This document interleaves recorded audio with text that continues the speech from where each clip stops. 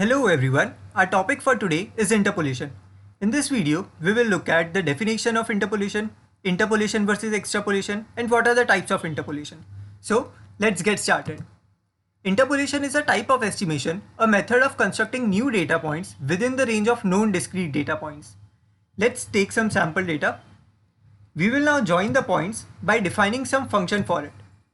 Note that the way you join the points defines what type of interpolation are you going to perform. So now you can see that for every value of x between the interval 1 to 7, we have some y value associated with it. So let's say you want to find the value of x equals to 4. We can see that it comes out to be 1.9. So this was interpolation. Now extrapolation is a type of estimation beyond the original observation range. It is similar to interpolation, but it is of greater uncertainty and has higher risk of producing meaningless results. It assumes that the trend continues. Let's take the same dataset and draw the graph for extrapolation. We will draw it beyond 1 and 7. So you can see that the higher value of x, the more uncertain it becomes and the more meaningless result it produces. Now we will talk about types of interpolation. The first one is piecewise constant. The simplest interpolation method is piecewise constant method. It locates the nearest data value and assigns the same value to it. Let's take an example to understand this more clearly. We will take some data points. Now we can see that the interval is clearly from -1 to 6. So we will define a piecewise constant function over this interval. We can see that for any x, it will take the value of the nearest data point. Let's say for x equals to 1, it will take the value of x equals to 2 because 2 is more nearer to it than any other data point given. Likewise, let's say for x equals to 4.39, it will take the value as 7. And likewise, you can find for the rest of the x value. Our next interpolation is linear interpolation. It is also one of the simplest interpolation method. We obtain new data values by joining every neighboring points with a straight line. You can use this linear equation formula to find the line's equation between every 2 points. So for the same data points, let's create a graph for linear interpolation. We will join these 2 points, then these 2 points, then these 2 points and these 2 points with a straight line. With the already given equation, if we substitute the values of the points, we get a graph like this. So if you want value of 1, it will be 6. So this was your linear interpolation. Next we have is polynomial interpolation. It is the most important topic from your examination point of view. First of all, keep this statement in your mind always. For a given n data points, there exists a unique polynomial with a maximum degree of n-1. Let's say we have 4 data points. So this states that there is a unique cubic polynomial curve passing through those 4 points. So why am I mentioning this here? It is because given n data points, we will create the maximal polynomial that is possible and that passes through all those points. So we know how to form an equation of that.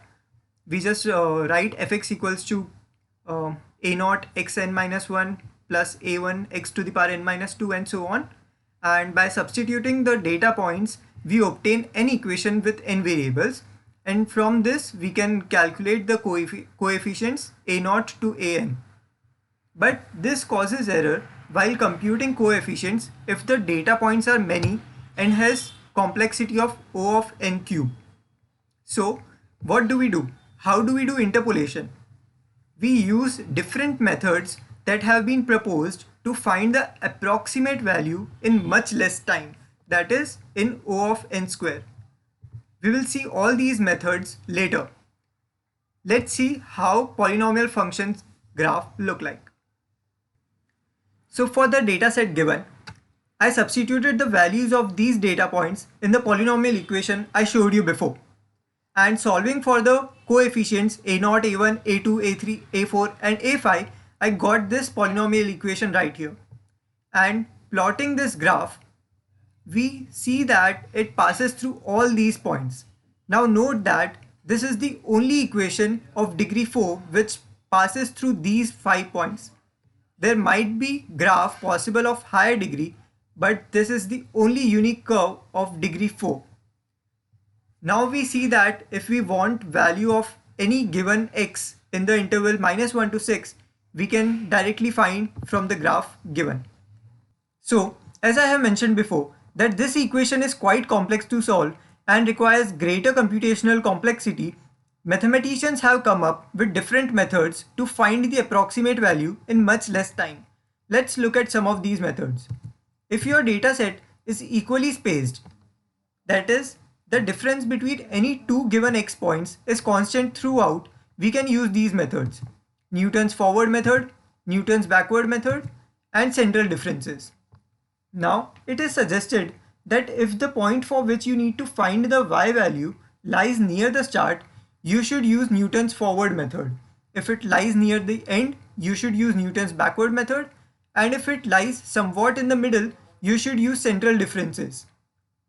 You may ask that why we have these conditions, whereas I have clearly said that there exists only one unique polynomial curve of degree n-1. Well, if you are 100% accurate with your calculations, you can use any of these methods and you will arrive at the same answer. But this is only possible if you solve using fractions.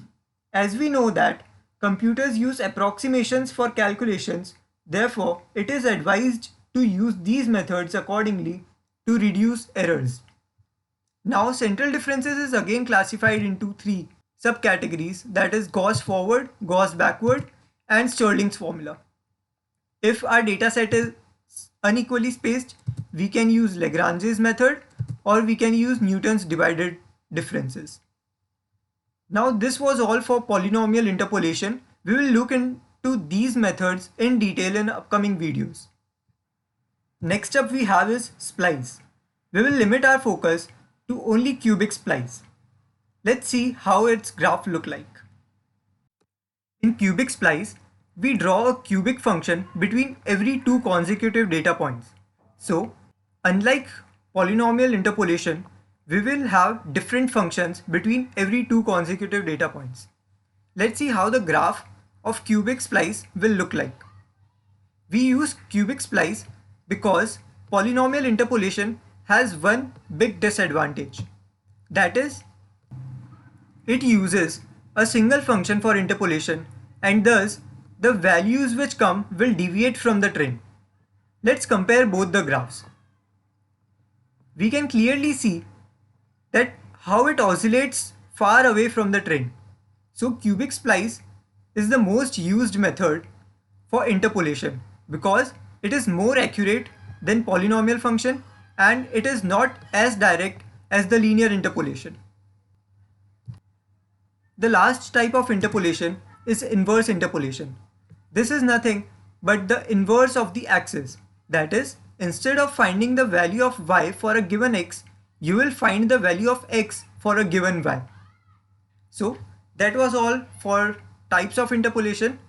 In the upcoming videos, we will see how to solve problems using these methods. So stay tuned.